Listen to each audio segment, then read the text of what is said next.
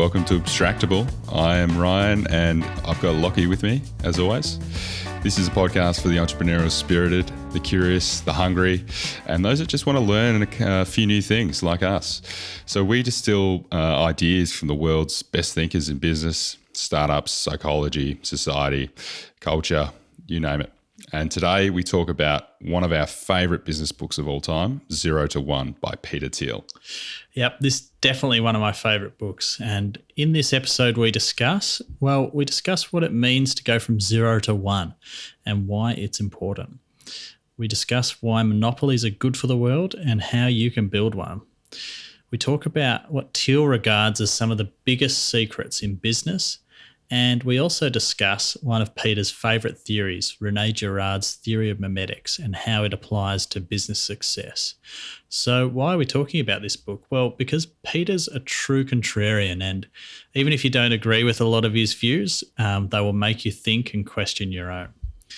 So where can you find out more about Peter? Well, you can read his book, 0 to 1, but he doesn't really get involved in the social media that much, even though he's on the board of Facebook. But the best way to find him is to find some of his long-form interviews. Probably my favourite one is with Eric Weinstein on The Portal, his podcast. And it's the first episode ever of that. And such a good episode. I think we're going to record a future episode just about what those two talk about. So don't forget you can find full video of our episodes on YouTube and check out our website is at abstractable.co. And if you enjoy it, we'd appreciate it if you could pass this along to someone you think might also like it. We hope you enjoy the episode. Cheers. I don't mind The Rock. I think he'll be president 24 or 28 maybe. You've already written off this year. Well, he's not running. Well, he could be a late entrant, so surely. Also, yes, I have. I have written him off because he's not on the ticket. But I don't know. Joe is barely a living being at this point in time. I saw him into a speech the other day, and this is Joe Biden. And he was wearing a face mask, and it was like he could barely breathe through the face mask. So it was like it was making him out of breath. Yeah.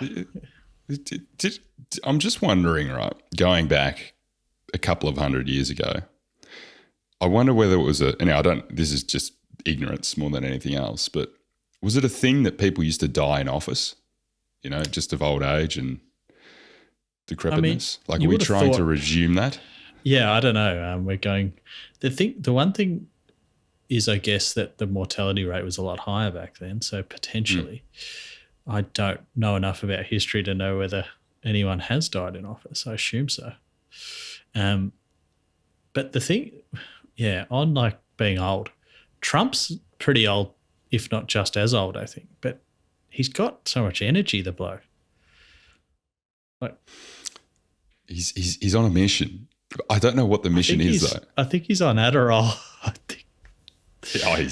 I'm sure he's on probably more than that, actually. Yeah. He's like 10, 15 years younger than Biden, the way he acts. But I'm sure they're both in their mid to late 70s, aren't they? Yeah, there's 1 or 2 years apart, I think. So. Yeah. So that seems like a problem, because I can't see that someone that age, I'm sure there's exceptions to the rule, but let's look at the mean here. You can't expect someone that age to enter into the most demanding, or supposedly the most demanding job in the world, and compete with someone who might be 20 years younger. Yeah. Yeah, I mean, it's a one-term thing for him. I think that's why I guess he picked such a strong running mate. But, it's going to be interesting to see what happens when they can't call it on election night and it comes down to the mail-in votes, which seems to be what Trump is orchestrating. You see, I feel like we hear a lot more about American politics than we do our own politics. I'm fascinated by it. I think it's just so interesting. It's got a lot more theatre, and the stakes feel higher. And people seem to care about it. Yeah. People over there seem to care about it a lot more than Australians. Australians seem to just kind of be happy with, no, let's put it the other way. They seem to be generally unhappy with whoever gets picked. I think that's a nice clarification. The cult of personality doesn't seem to revolve around politicians here. They're kind of like a necessary evil. But it's also seeming that the differences between the two major parties in Australia is a lot less than what the two major parties are in America. Yeah, it's quite interesting because I kind of feel like the Democrats in America are actually are very closely ideologically linked with probably what I'd describe as like the Liberal Party in Australia. Yeah. But because they're juxtaposed with the Republicans, which are even further right than what we have as here in Australia, then if you're kind of a Labor person here, you can be a Democrat supporter as an Australian, you know?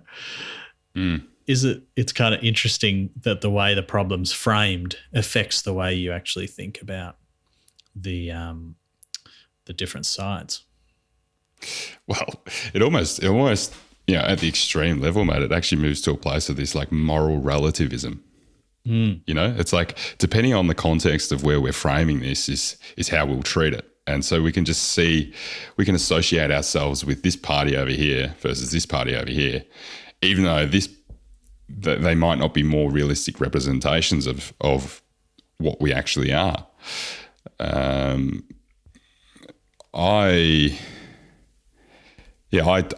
tend to agree with what you said. I don't know where the Republicans would sit in terms of in the Australian context. They'd be even further than the Nationals, I would think. Definitely, yeah, I would say so. Kind of like a Corey Bernardi kind of feel to it. Yes. So, what are you reading? What are you reading at the moment? Oh, I've just finished 0 to 1 again, which is just happens to be today's episode. But what else am I reading? Guns, Germs, and Steel. Yeah, yeah, nothing like a deadline. How are you enjoying that?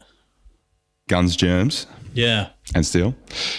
Really good. I'm probably about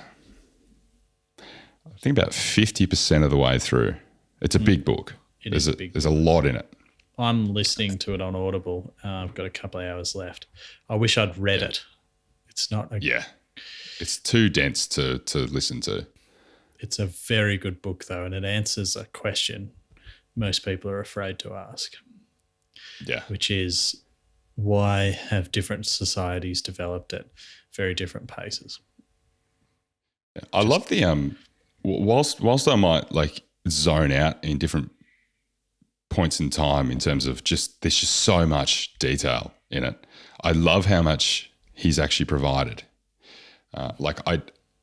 There's certain elements of, plant genetic evolution that don't really spark a huge, interest in me. Yeah. But it's great hearing about just the general broader concepts as to what's allowed those things to provide advantage in certain places around the world. Yeah, that's what's just so interesting, isn't it? But we might save most of that for another episode because we're definitely going to do it here. That one's going to take some serious preparation, though, I think, to make sure that we get the full breadth of that book into a 1 hour session. That's it, mate. And not accidentally slip into saying the wrong thing at any point in time, which he does very well at doing throughout the book. Yeah, he doesn't avoid anything, I don't think. He just kind of tells it how it is, which is really good. So it's a super interesting book. It's well delivered. So 0 to 1, Peter Thiel. Peter Thiel. Were you familiar with Peter before you read this book? Did I recommend this book to you? I first read this. I remember when I first read this, it was 2 years ago and I was traveling in France, funnily enough. So, and it must have been off the back of, I think you might have recommended it to me, but I don't think I'd really had a great deal to do with Peter Thiel prior to this. Maybe had listened to him appear on maybe the Tim Ferriss show or another podcast is probably the extent of my exposure to him at the time. And boy, did things change after that. Yeah. I mean, I read this book and was fascinated by it probably 4 years ago or something, and have kind of reread it after we did one of our previous episodes, How to Start a Startup. And he was one of the lecturers, and it was just, his lecture was just head and shoulders above everyone else's. It was just, he was operating on a different plane, and I was like, man, I got to reread this book. And when I did, I realized that I'd actually come to that the other book too early, the 0 to 1, and I needed to. It was kind of the right time for me to actually understand a bit more about the context of what this all means. I think it just has the characteristics of one of those books you can come back to, because throughout the entire book, whilst it's very digestible at any level, there's things littered throughout that have so many layers to them and so many deeper levels. Quite short too. Quite a small book. There it is. 200 pages. You can smash it out. I read it in 2 days. It was very, very easily readable, and it's basically about, it's about business, but it's about like how he thinks of the world and how that plays into how to start a good business. Yeah, but it's not just a business, you'd say, mate. It's almost like a revolutionizing business. It's a business to start a movement to some degree. And I would say that this is a very, very small subset of his knowledge about the world and understanding. He is a very, very broadly read and, I suppose, like well-informed person. He's like, when you hear him talk, he's just incredibly intelligent, this guy. Yeah. And I find he operates on a whole different wavelength. Yeah. And I find it super interesting that he is he holds a lot of different opinions to me, but it's so refreshing to hear him talk about them, because he's so intelligent that you kind of got to sit up and listen. So, for example, he was heavily supported Trump in the last American election. Describes himself as a libertarian. He has a lot of other interesting contrarian views, and that's probably the best word to describe him in general, is just a contrarian. Well, he describes the entire book basically as like the contrarian's, playbook to building a business, essentially. And I think he self-proclaims himself as a contrarian. Yeah, and it's mentioned throughout the book numerous times about, if you're a contrarian, then, or if there's no such thing as, one thing we'll get into in the book is secrets, then there's no point in being a contrarian. And he very much professes himself to be in that basket.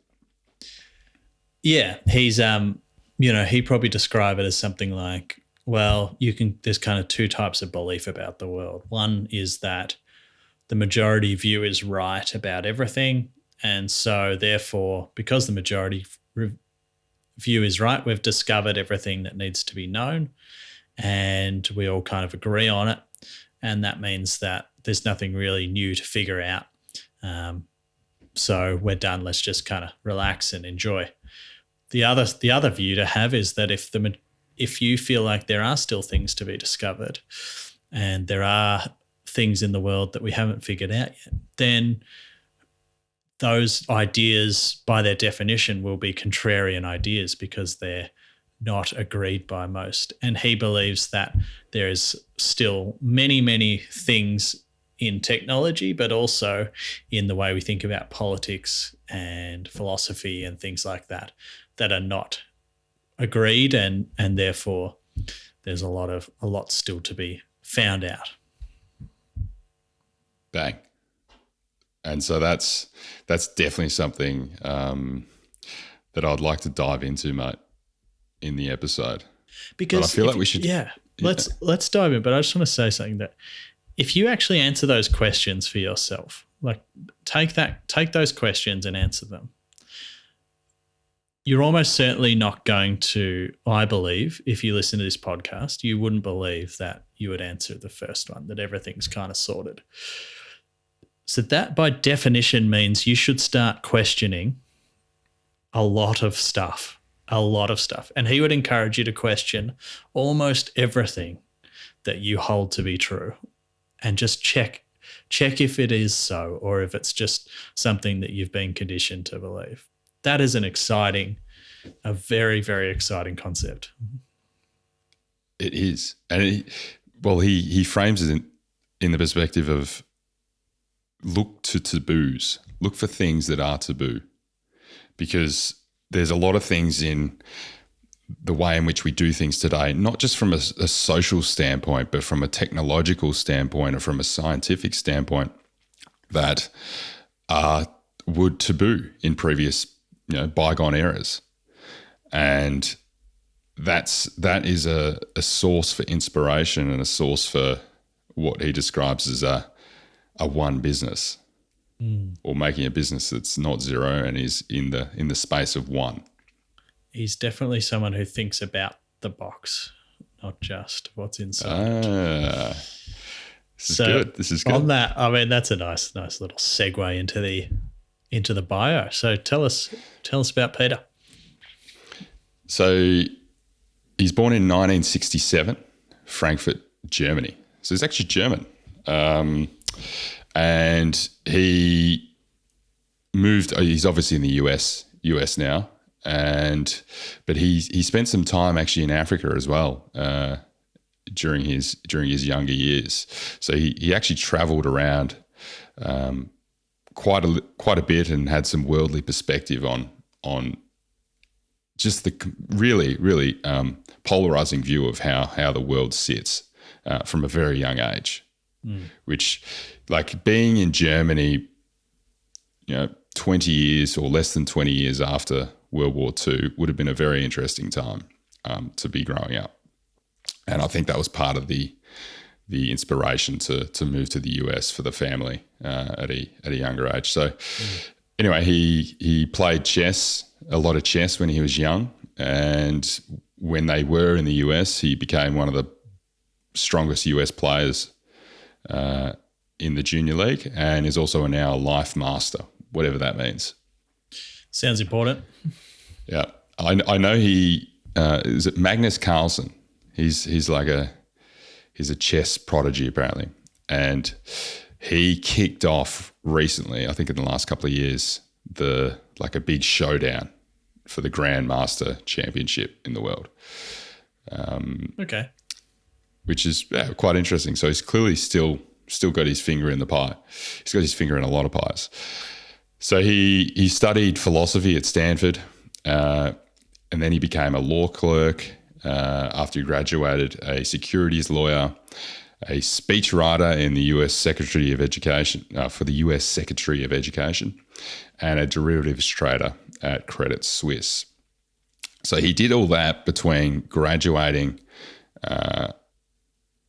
Now, I also think he did a JD at post-philosophy, but he did all of that prior to the age of 29 when he went out, decided it was time to go out and do his own thing.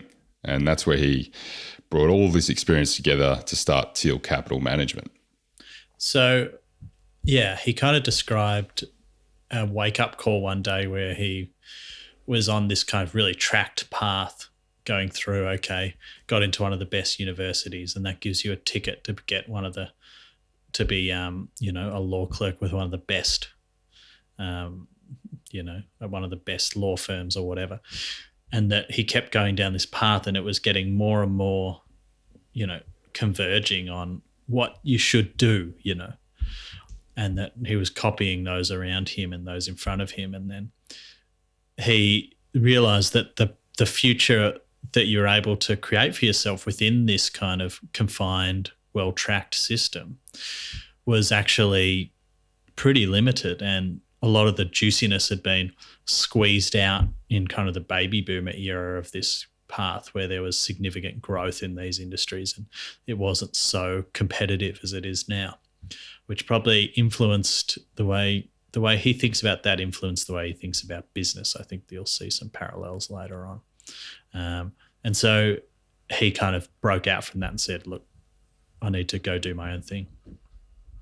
He's very much against the tracked life, as you say.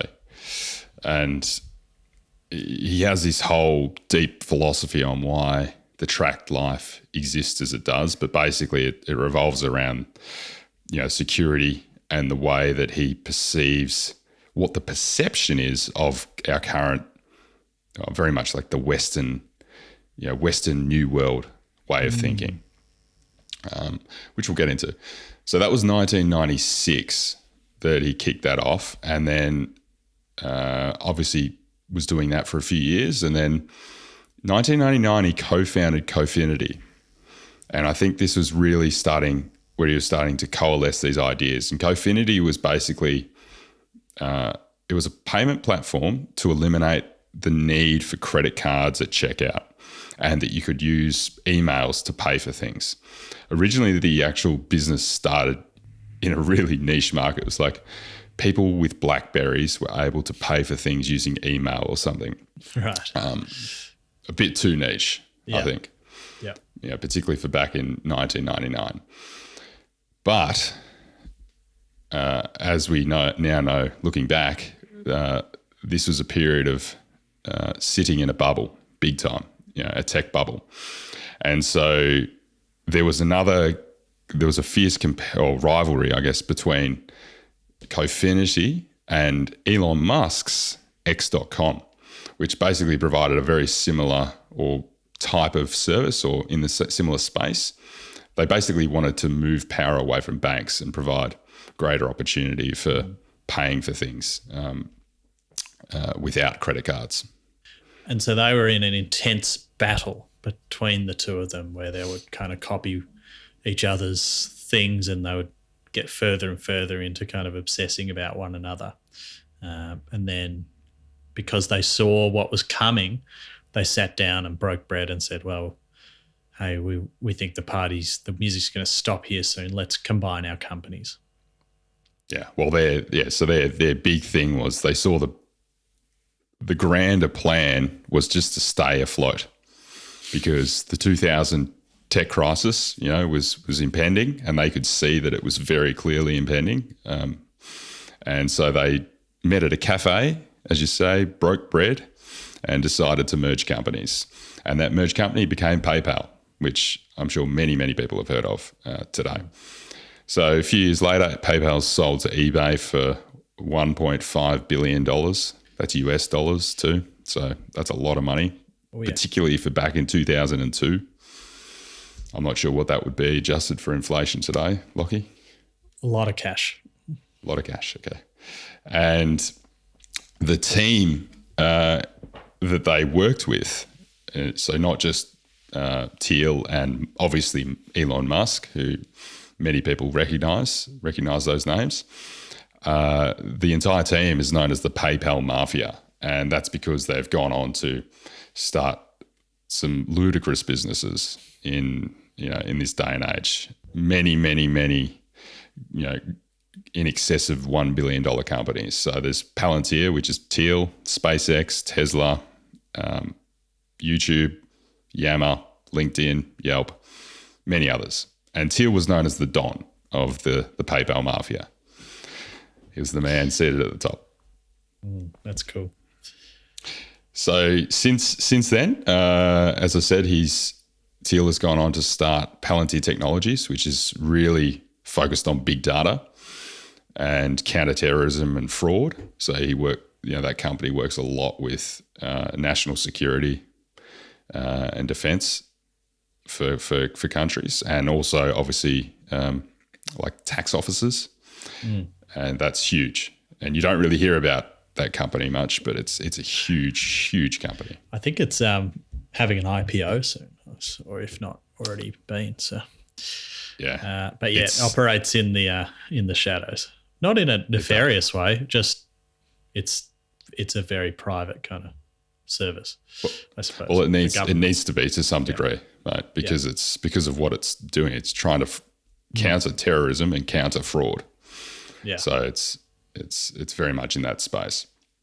And he's also gone on to start Founders Fund, which is a technology orientated VC, which has invested in Airbnb, Lyft, Spotify, SpaceX, Facebook, many others. He was the first external investor in Facebook too, particularly for people who have seen The Social Network, which I really enjoy. There's a meeting that the Napster guy, because I can't remember his bloody name.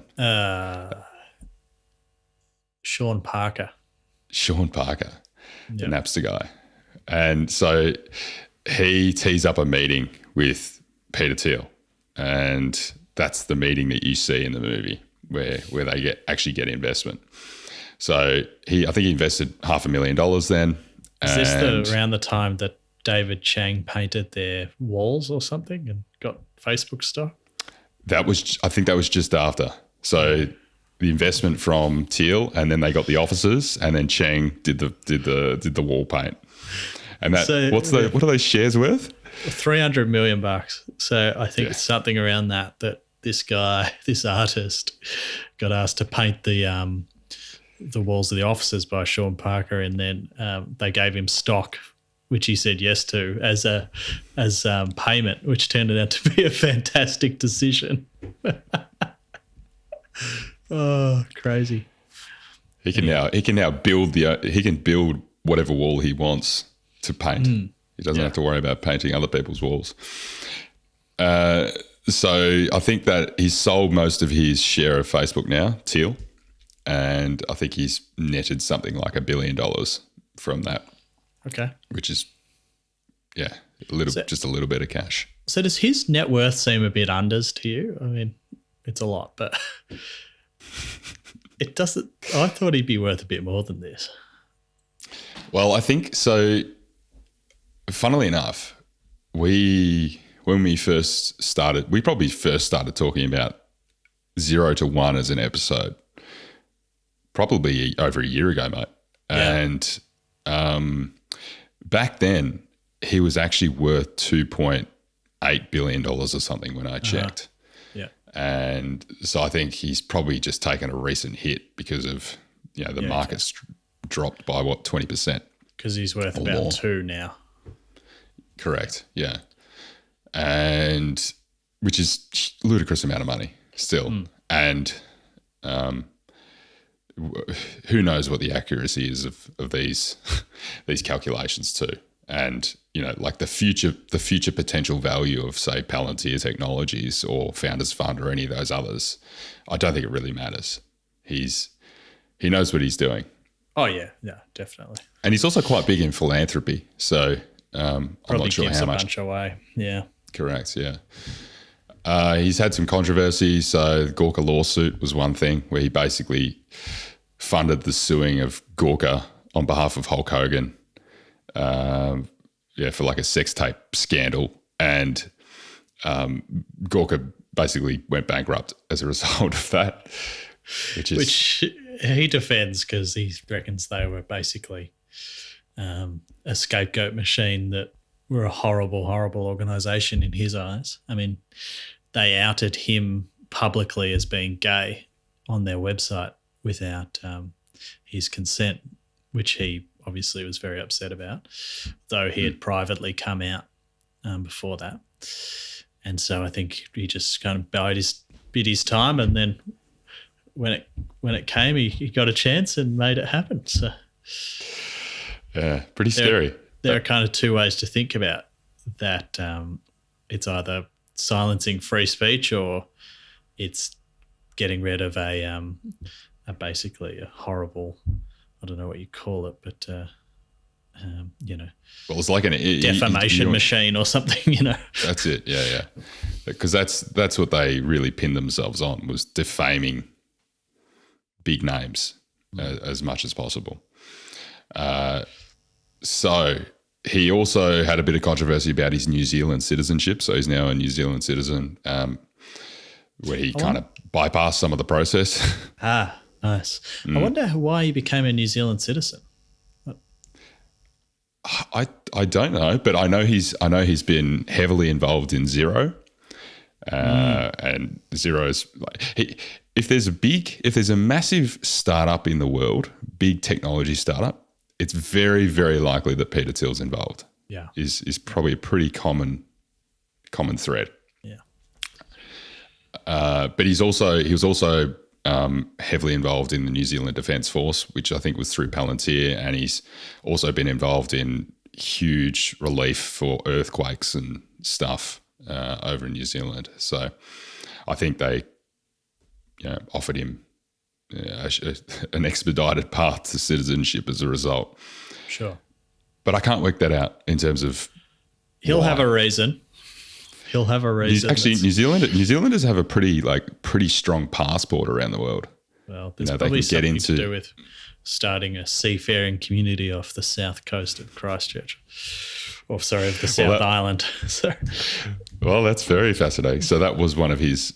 He was involved in seasteading in a big way. He funded, which is just basically what you say is building floating, seafaring communities, which gives me a lot of thoughts back to our episode on the Silk Road.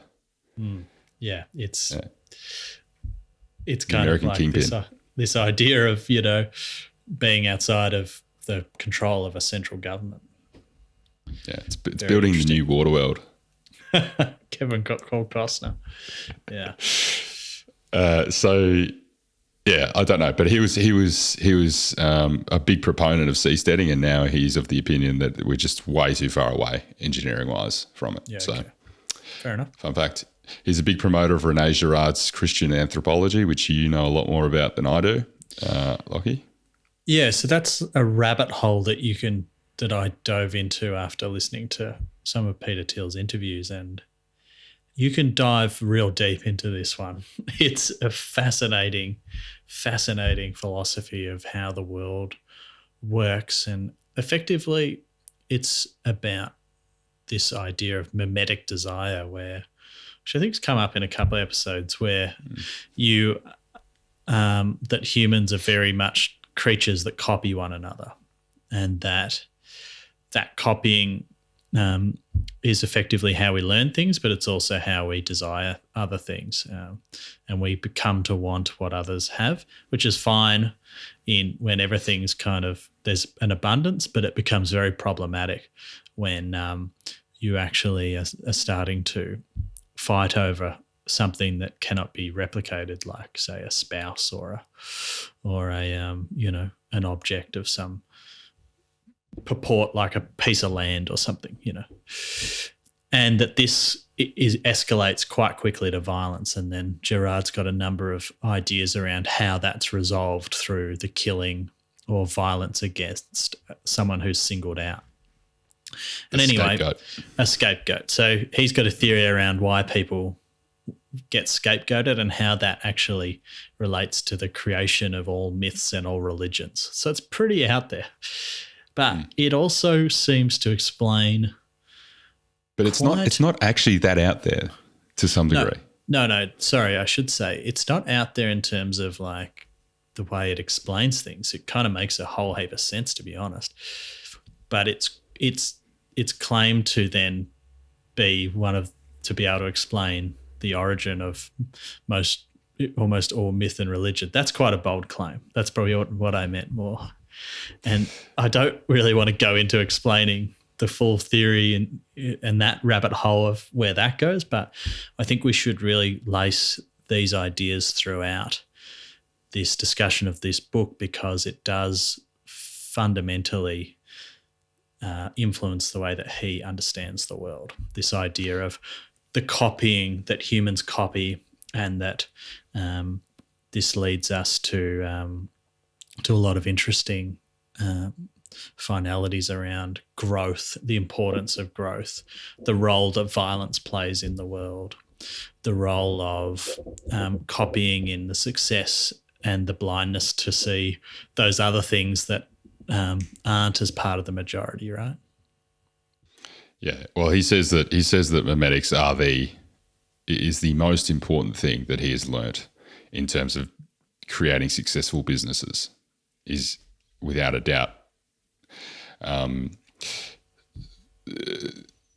It's also like we once you kind of read a little bit more about it and find out a little bit more about it, it's quite prevalent everywhere. So I think it's one of those things, and the book title that this comes from by René Girard is "Secrets Hidden Since the Start of the World" or something like that. Yeah, I think it's like "Things Hidden Since the Foundation of the World", I'm pretty sure is the title. Yeah.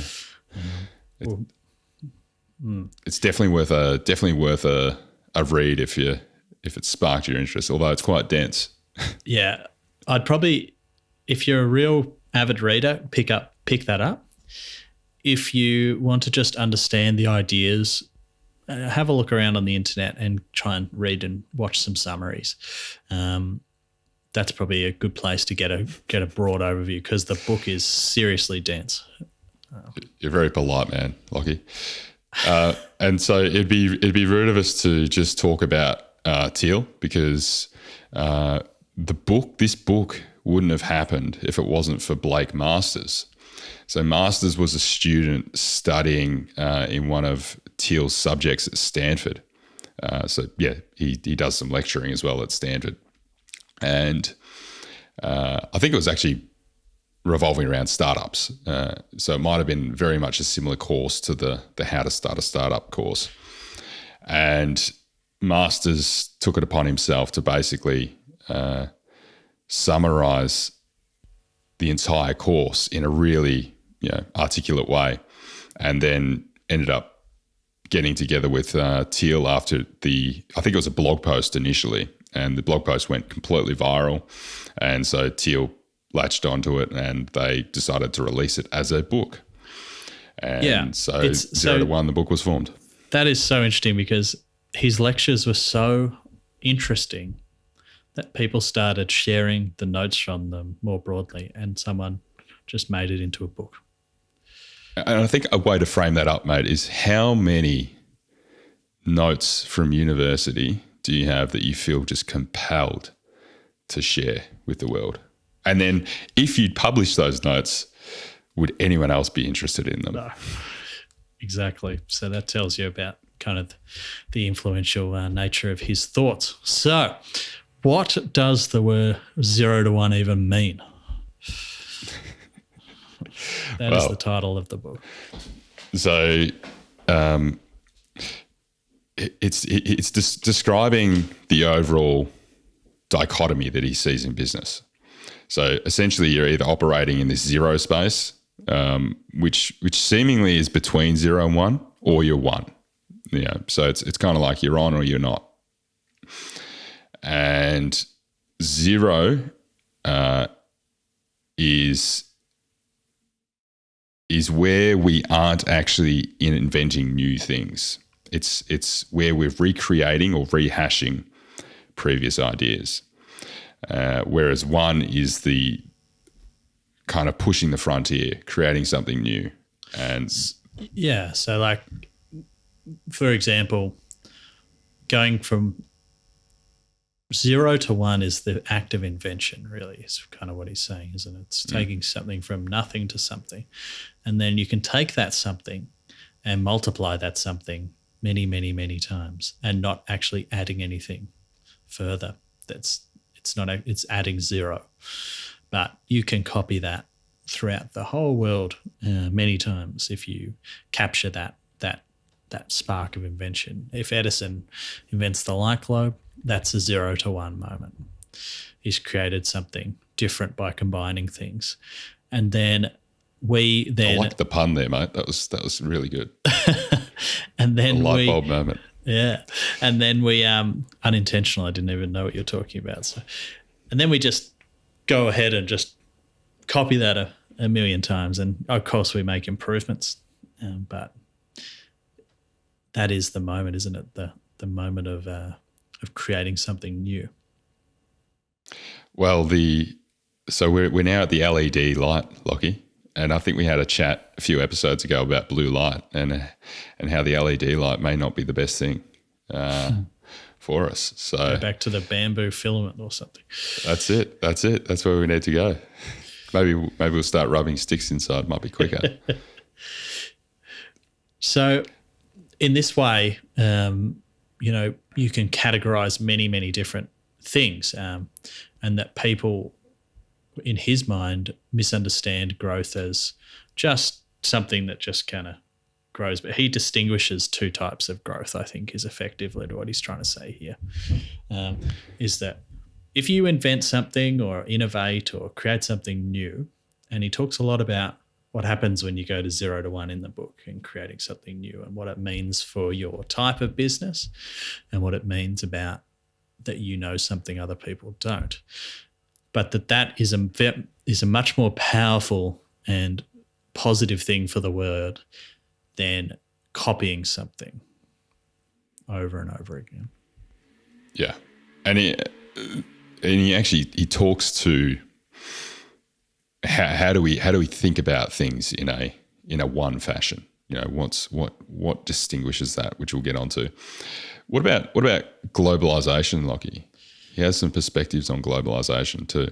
He doesn't like it.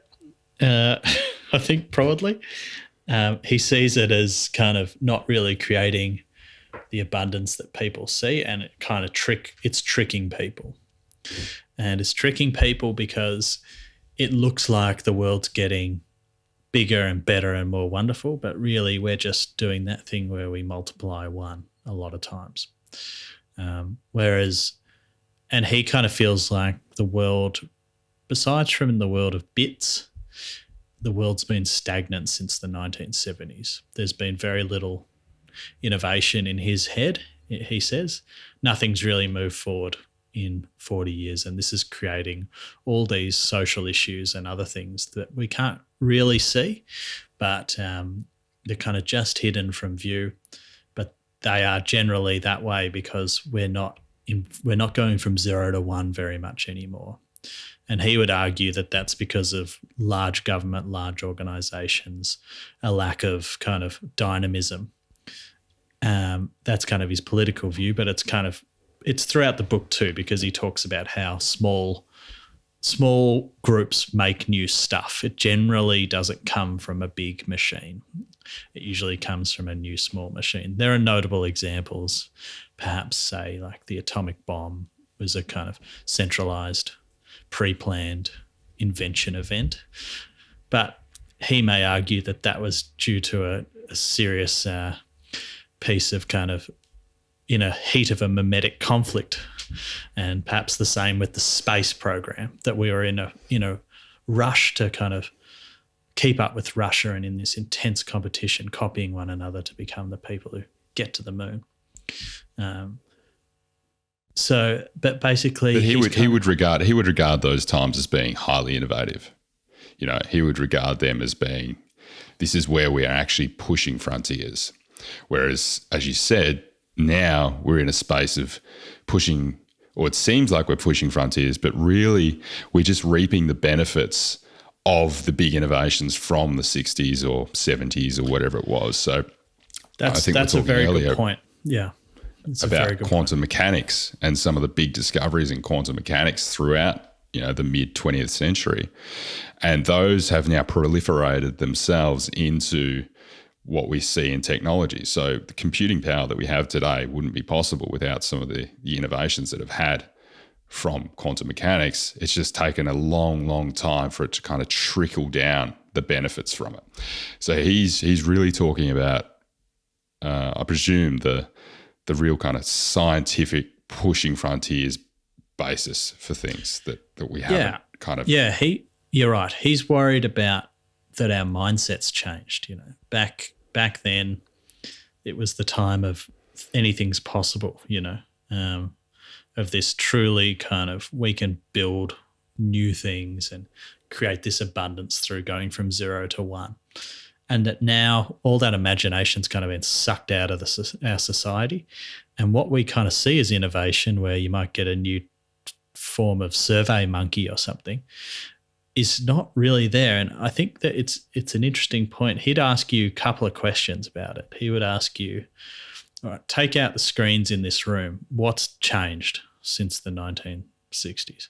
If you dropped your grandparents in this room, besides the computer, would they have trouble, dealing with it? And he kind of says, if you look at the science fiction from there might be less asbestos.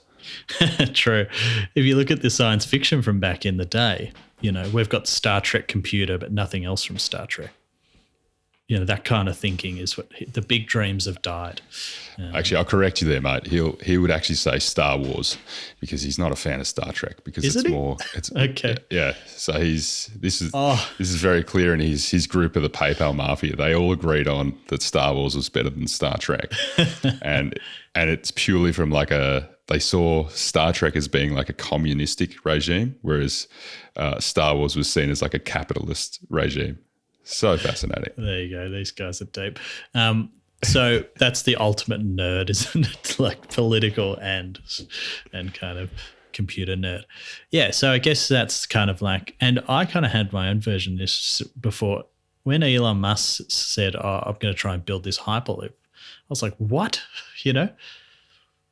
What do you mean?" I thought, no, that's too big a dream, and it kind of made me realize, oh, geez, we actually aren't really thinking about new, really groundbreaking things, really, are we? Well, so Thiel's view on this is he pulls it into two planes, two axes, and he talks about optimism versus pessimism, and he talks about being definite versus indefinite. And he says where we're living at the moment is in the indefinite optimist quadrant. And this is talking from the perspective of the new world, Western new world, particularly. So because of the huge innovation that happened during and post World War II, there was this. He talks about this almost like ingrained expectation that the same times will continue. And so people became less definite about the future because they didn't know what to expect. They didn't know where things were going to go. And so people, maybe I'll go back a little bit. So we understand what pessimism and optimism is. Optimism is you have a positive view for the future. Pessimism being you have a bleak view that things can't be fixed or we can't progress, for example. And when he's talking about definite versus indefinite, it's really about, do we have a plan or do we not have a plan? Yeah. And so what you were talking about before, Lockie, was very much a definite optimist kind of presentation where Elon Musk is saying, I am going to build this Hyperloop. So he's very optimistic about the progress that he's going to make, as well as he's put a plan into action. And you can actually see that across his entire portfolio of projects, to bloody toot his horn a little bit more. His entire suite of different companies actually like interlock together to create some, his grand plan for the future. And so it's very much a definite way of operating. And I think it's just something, as you say, that we don't see a huge deal of today. Whereas back, in the 1960s or prior, 50s, 40s, this was this type of progress was part of every day. It was just huge breakthroughs. And then can I just make a point on that, is that you can kind of see, again, it comes back to this kind of question, is everything discovered or isn't it? This could be a problem of nature, that we've just picked all the low-hanging fruit that's been available and turned it into technology. But the second part of it is that, well, it could also be something wrong with our system or our way of thinking, which is what he's alluding to here.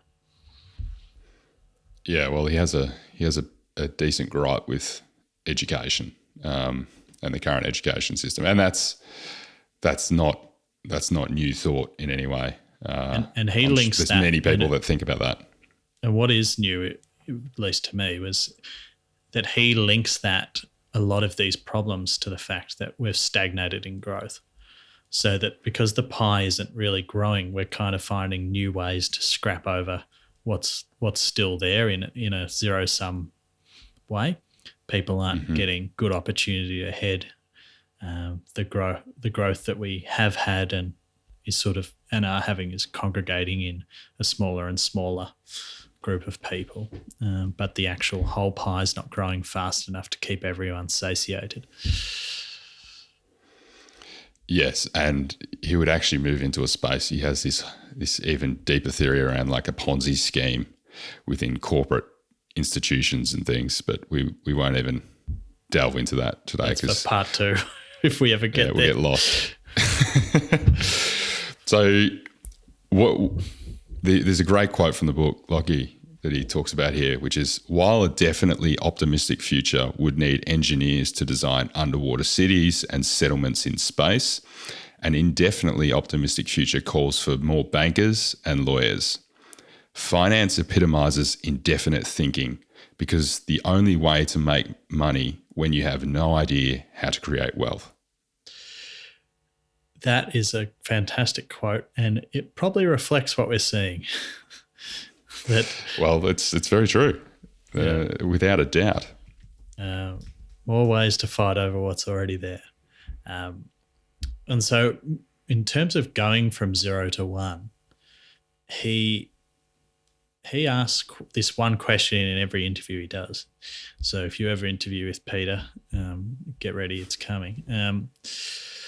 What important truth do very few people agree with you on? Let me just try that again. What important truth do very few people agree with you on? And this comes back to the crux of his worldview around that there's still many things that we all agree on that are wrong. So he has hundreds of answers to this question, but it'd be interesting to understand if you have one, Ryan. See, this is a tough question in an interview. Really tough question in an interview. Yeah, it sure is.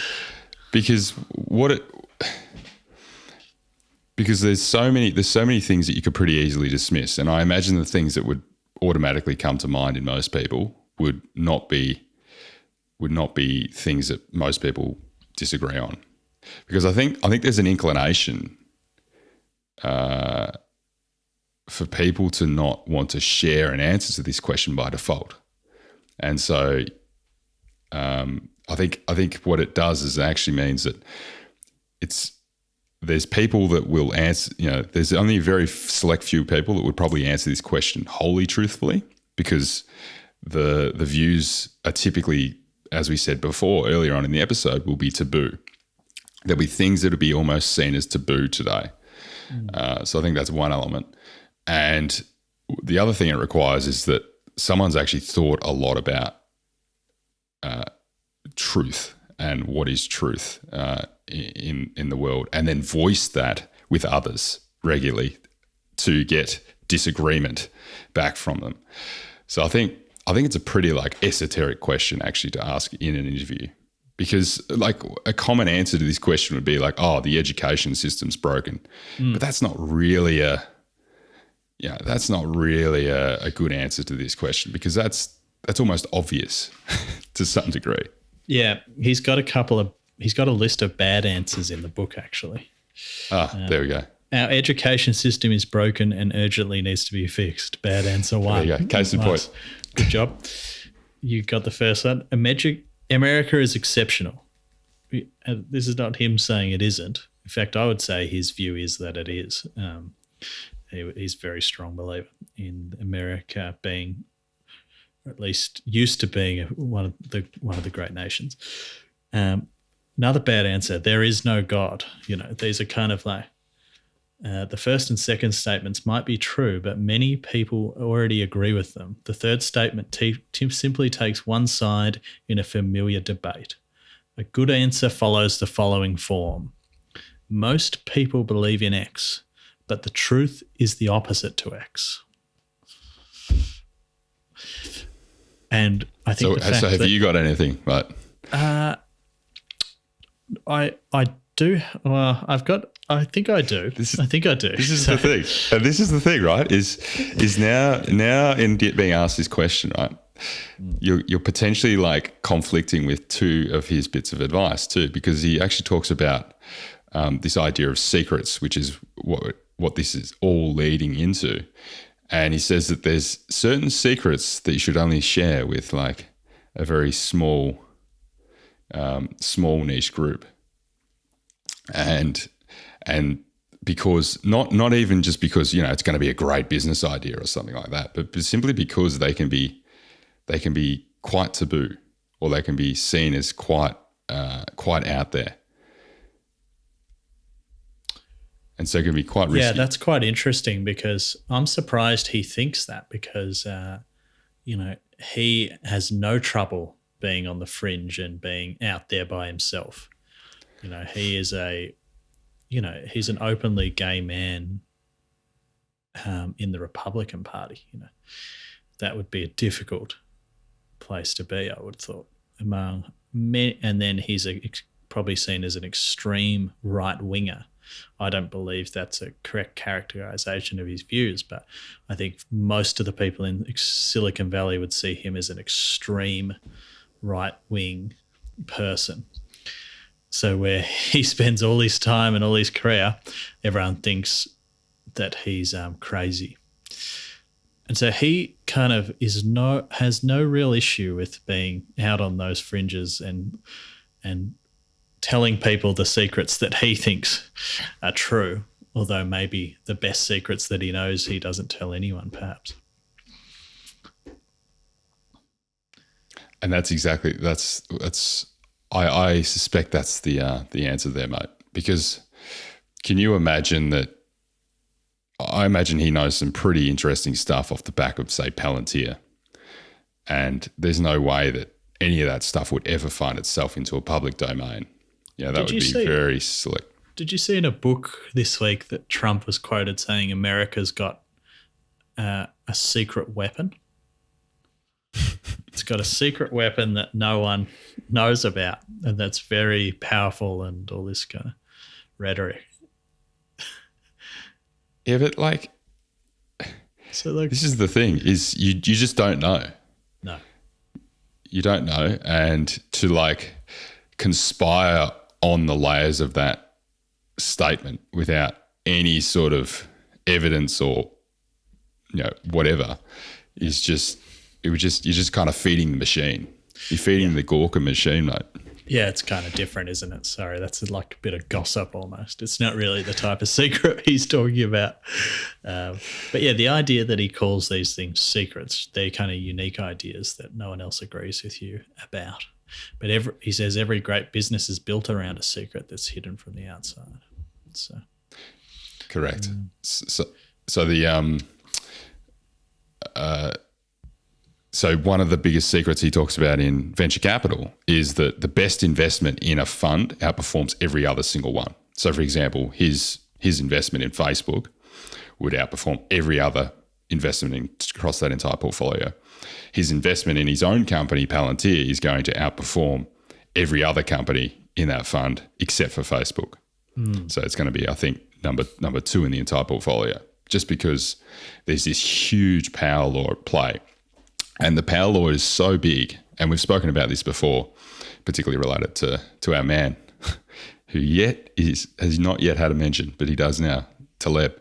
That's a record. That's a record. Yeah. Well done. That's an hour. He talks about that it is just such a big thing that it's hidden in plain sight. Like the experts in VC don't see it, let alone the public seeing these power laws. So that's one of the secrets he talks about. And another one he talks about was, say, Pythagoras' theorem, which is taught in, I don't know, when's it taught now? High school, first year high school or something like that, very young. Or sorry, high school Australia. That's, so you're about 12 years old. Back many years ago, this was a mystery almost. It was impossible. And then it became a secret as people like Pythagoras discovered it. And then, the greatest mathematicians in the world would only know about it. And now it's just convention. The same is true and so that's very much from what he talks about, secret of nature. And then there's other secrets, like secrets about people. And so one of the secrets of people was, he gave in the book an example of abolition in the 19th century, where, abolition wasn't the convention. No. Which is crazy to think about in today's day and age. But it simply was not the convention. It was a secret, effectively, back then. So, as you said, every great business is built around some of these secrets. So it's about finding what secrets you yourself believe and then delving into them, which takes guts, because you're putting yourself out on a limb. Because Pythagoras back in the time was probably potentially, or maybe not Pythagoras, but many people who have delved into their secrets, Galileo be a classic example, run the risk of being, executed, for example, for their beliefs and things. Difference. Or today cancelled maybe. Yes, exactly. And that's a whole different discussion that we should get into. That might be an episode by itself, but it certainly plays into mimetics. So tell me about the two types of businesses that Thiel talks about. Yeah, well, I think we've really spoken about this whole dialectic here. So it's really, there's the zero or there's the one. And so if you are operating in the space of one, it essentially means you're operating a monopoly. Or you need to be operating a monopoly. The other is, the perfect competition. And the perfect competition is always a race towards zero, meaning a race towards the lowest possible profit that you can make, to the point where you're operating without profit. Yeah. Yeah. So he kind of argues, again, in a contrarian manner, that monopolies aren't bad in his eyes, or at least a lot of the parts of a monopoly are not bad. Whereas they're kind of taught to us as that they're the root of all evil in a business sense. I think what it comes down to, mate, is or at least myself, I associate a monopoly as being some big corporate giant that's buying up all the other people in the supply chain in their environment that they're operating, but very much from like a traditional business sense, very much a business that's operating in the perfect competition space. Whereas it almost like he has a slightly different perspective on what a monopoly is. Yeah. And why it's important. Yeah, that's right. Is that he's kind of saying, hey, don't kind of fantasize about competition as such a wonderful thing. It creates a lot of issues, and intense competition creates these kind of crazy outcomes where you just compete away all the profits. And he probably saw that with his mate Elon Musk, and decided to join up instead of just spend most of their energy competing, copying, and trying to destroy one another to fight over that single zero-sum game. Excuse me. Excuse you, mate. And so, but he says that monopolies generally can enjoy good profit margins.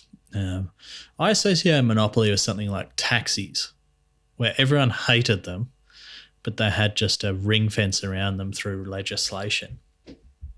And as soon as someone broke through that, everyone was thank God we didn't have to use these things anymore, because they're providing such a poor level of service. And this is the thing. This is exactly what he describes. What took the shake-up there? Well, it took someone to break in from the outside and break all the conventions, really. It took another monopoly to come in. Yeah. Is the way he sees it. So Uber is very much operating in that monopolistic space. They were so far ahead of the curve. Not now. There are many, many competitors in the environment, and so Uber has had to broaden its wings and start operating in diverse business units and things, and starting to see that kind of corporate, more corporate-y, acquisition-orientated business model take over. But very much in the first few years, people were in love with Uber, and so much so that Uber basically drove all of the taxi cab businesses out of business. Mm. They went from 0 to 1 for sure. They innovated heavily on. And, one of Thiel's rules is that if you're basing your thing off technology and a technological advantage, you want to try and be at 10 times better than your competition. And I would probably argue that that's the case definitely with Uber. With Uber, yeah. Well, you no longer have to make I'm trying to remember how you even ordered a taxi. So you make a phone call to book in a taxi for a time, and then it doesn't actually show up for, an hour after it's supposed to. Yeah. And then sometimes when it rocks up, it would refuse to take you there because it wasn't in the right area. And you'd have to direct the driver where to go because they didn't know, all these crazy things. But maybe what he would say is more like what used to be a monopoly business that now isn't, would be newspapers. So there's one or two newspapers. They've got all classifieds sewed up. If you want to advertise something, you've got to use a newspaper. And the people at the newspaper at the Christmas party, I think this is what he says in one of his interviews, they're all, you go to the Age Christmas party and everyone's standing around and it's a big lavish event, employees are really well looked after. And they stand up and they say, look, because of your hard work and toil and exceptional journalism, you have created this wonderful business and we should all cheers and thank one another for how good we are, And they can spend money on things like investigative journalism, which keeps politicians honest. They can also have high moral standards where they decide that the truth is the truth, and that's that, And we've got a sort of almost the equivalent of a Hippocratic oath to try and uphold that and provide a significant social good through what they do. All of a sudden, someone else goes from 0 to 1, the internet's created, and all of a sudden there's an intense competition in the news space, or more accurately, through their revenue model in the classified space. They're now in an absolute dogfight, something that economists would welcome. And now you look at the state of journalism. Barely any journalists. You read the paper. When I read the Financial Review sometimes, when I do bother to read the news because I really don't like the news, see episode 20-something, there's spelling mistakes in the newspaper. So you're like, geez, you can't even spell. How do I know this is true? And then you get into things like, well, why don't we just make the news super? Instead of looking for that truth, let's just try and cater to someone to get a smaller piece of the market. And you get these kind of propaganda machines that are now popping up that kind of just looking for eyeballs because they're so desperate for that dollar. And which do you think is the better business? That's what kind of he'd ask you. what provides a better part for society, so. Correct. And it's the same as any other of those big established mature organizations, the fuel industry, the airline industry, ironically both are intrinsically linked, and they're the ones that are operating in this very, very small operating profit. And interestingly enough, they're also the ones that will have the least float or the least, to sustain them through tough times. And we've seen a lot of those actually go under, or particularly in Australia, as a result of the big downturn as a result of COVID. So very fascinating, mate. But the point being, you need to really think about and spend some time thinking about those secrets to then understand where the monopoly might exist.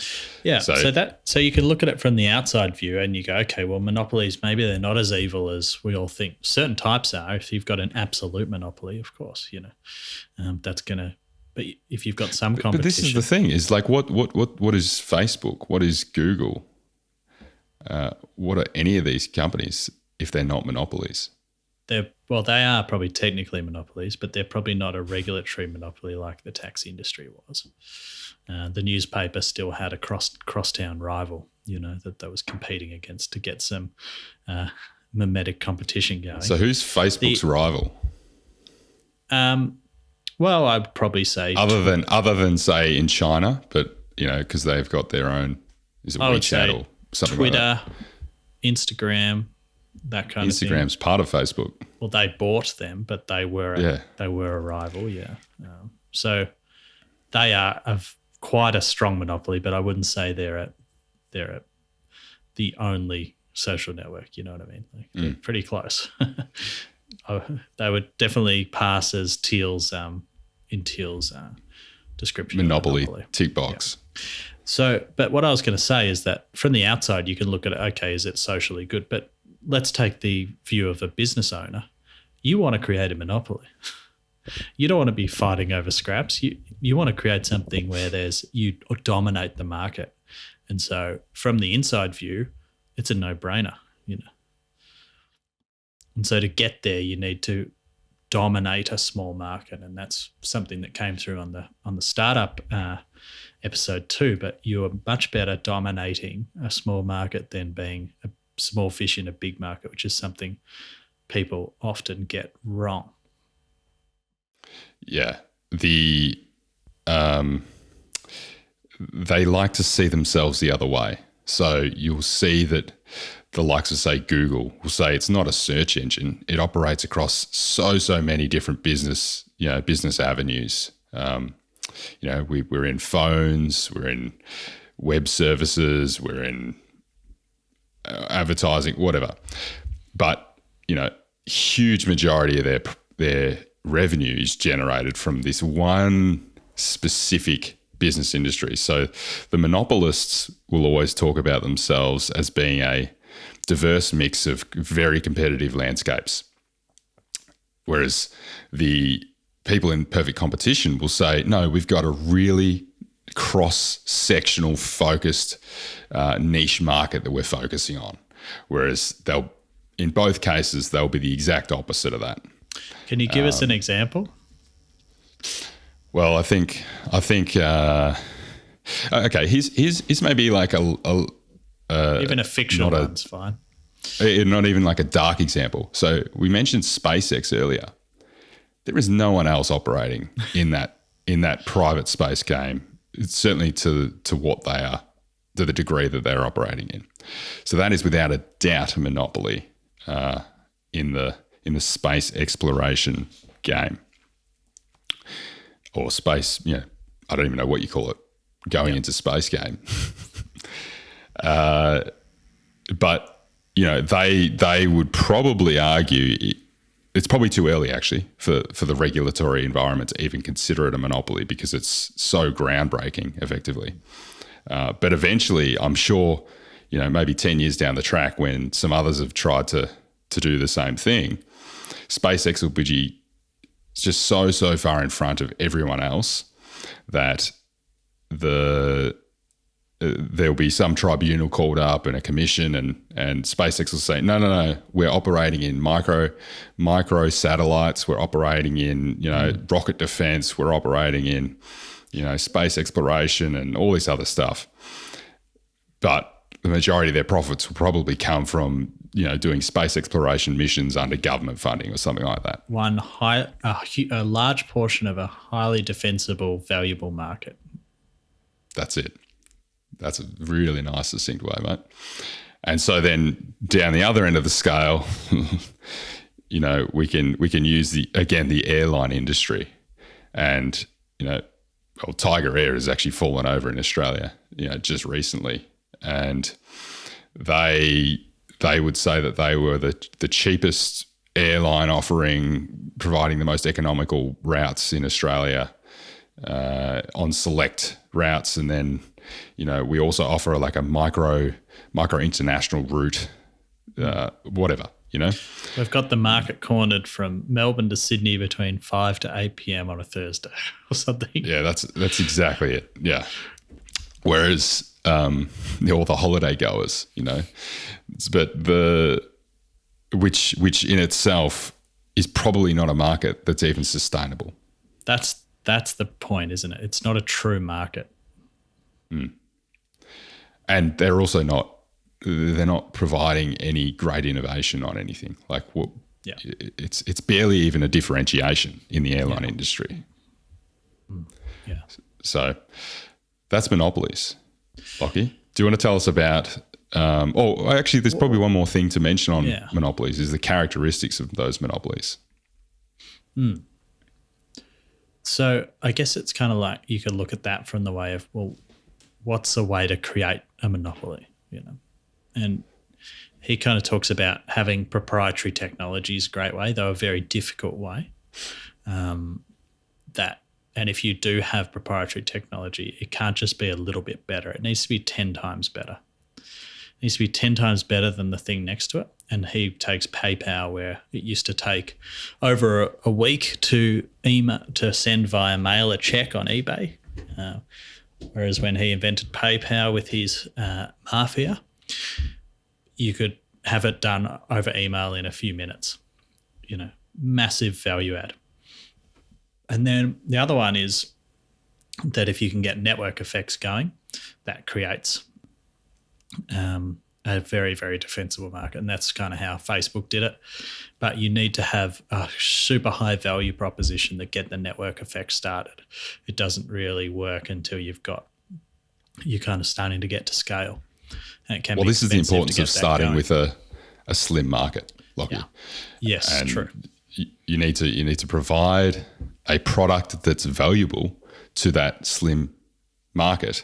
And then once you've kind of generated the engine's firing, then you can start to leverage those network effects. Yeah. I think we've defined network effects previously, but effectively it's the type of network effect he's talking about is if you add a user to the network, the value of the overall network grows greater than the value of that user. So once everyone has a mobile phone on a phone network, you're not going to start a new phone network. You're going to get on that same network, and that makes it even more attractive to the next person.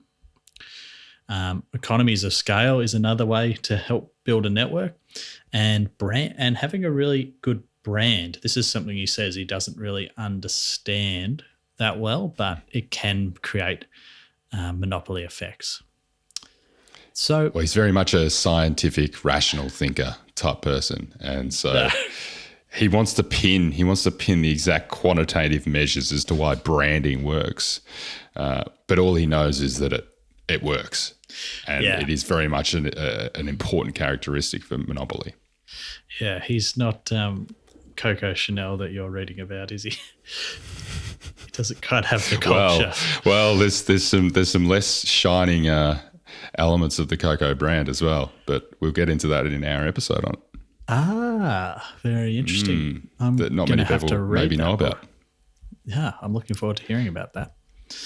So one thing, Lockie, Yeah. just before we do move on, is we maybe didn't emphasize why monopolies are good.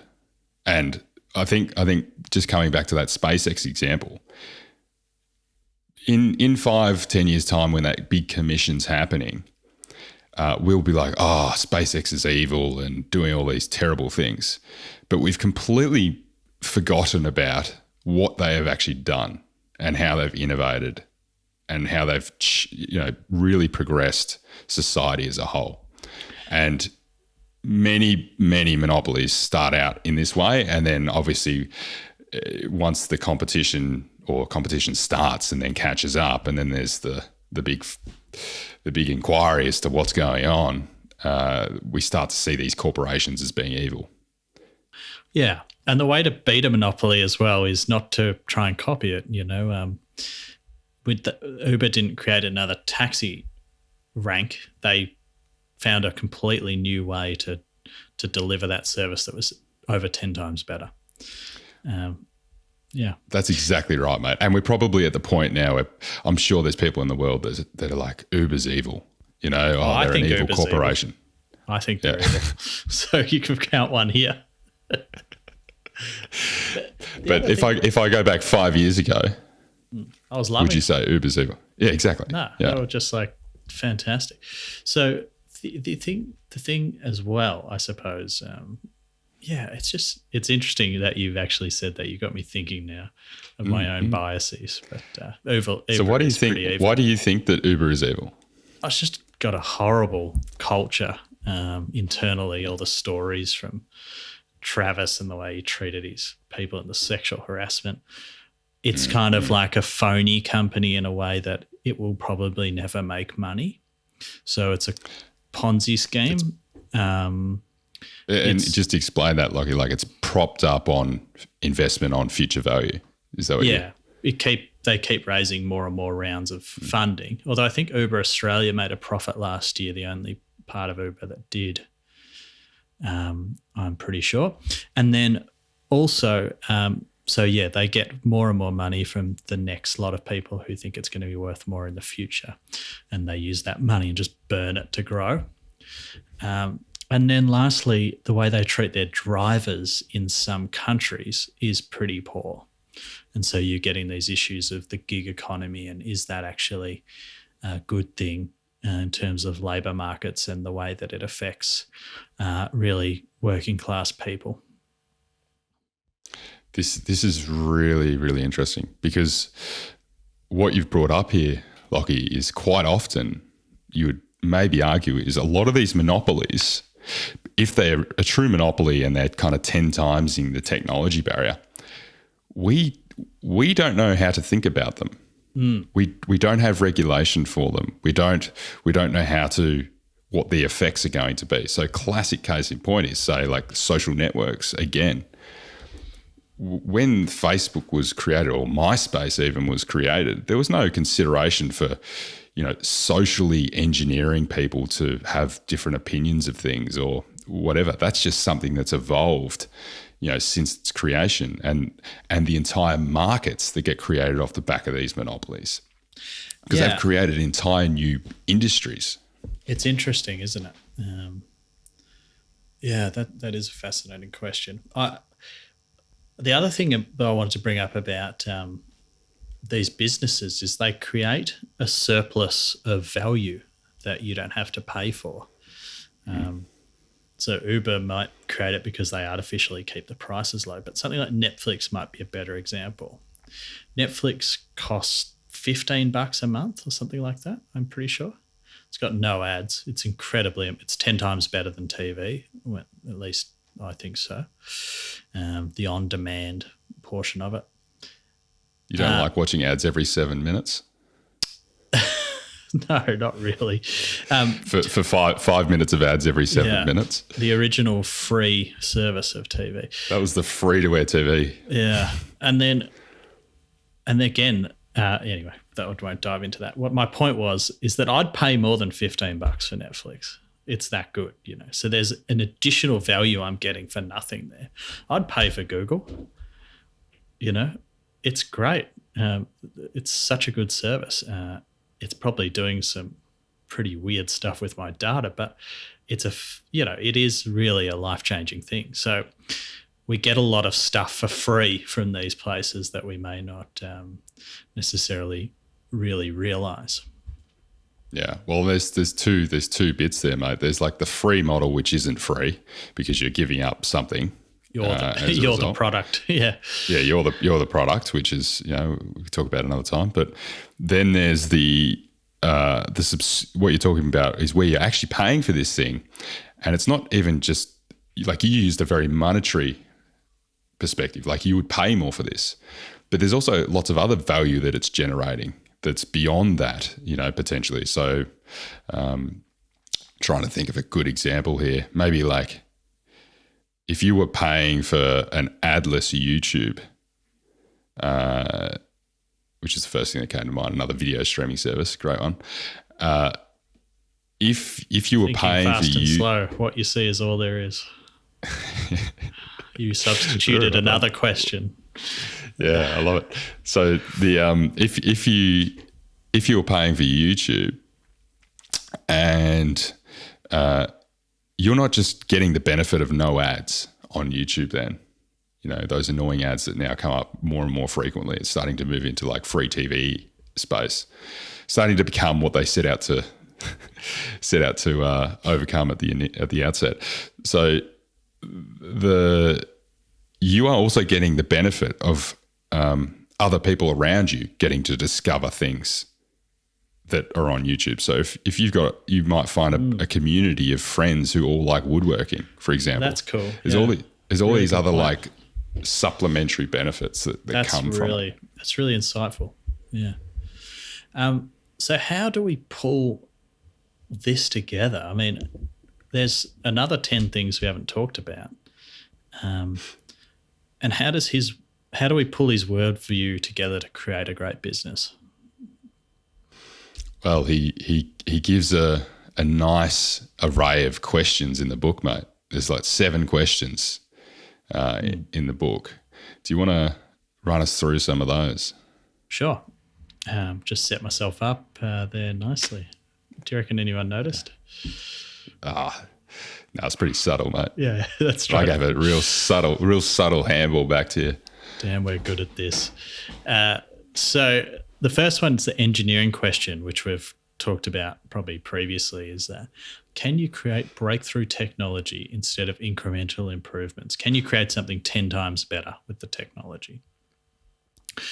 And his answer is you don't have to have a great answer for all of these, just quite a few of them, The next one's interesting that I haven't really talked about is the timing question. Is now the right time to start this business?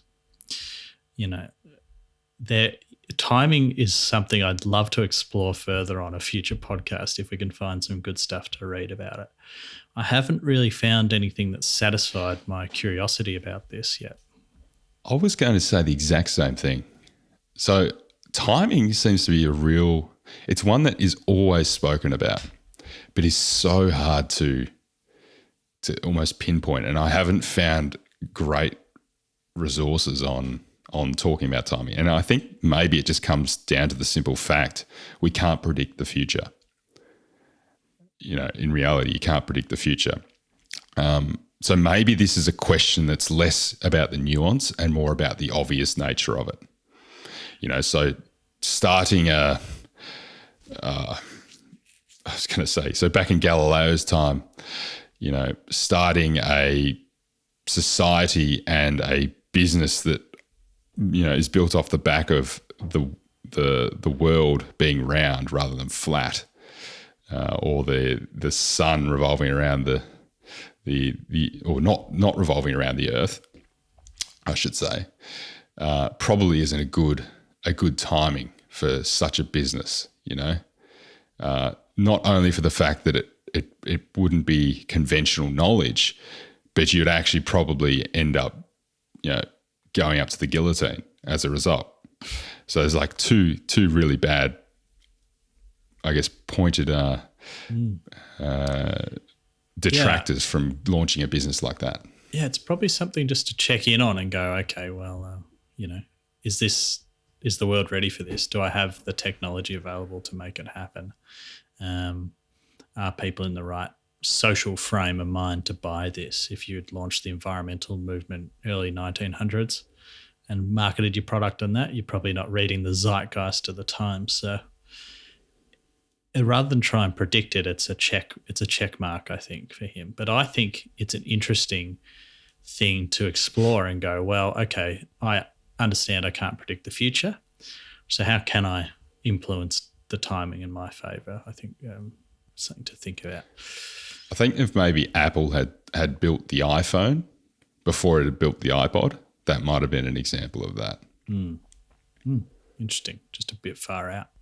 I guess there's a few things we've read that play into this. Like you just made me think of the creative curve. A lot of Taleb's work kind of plays with timing and the unpredictability of the future.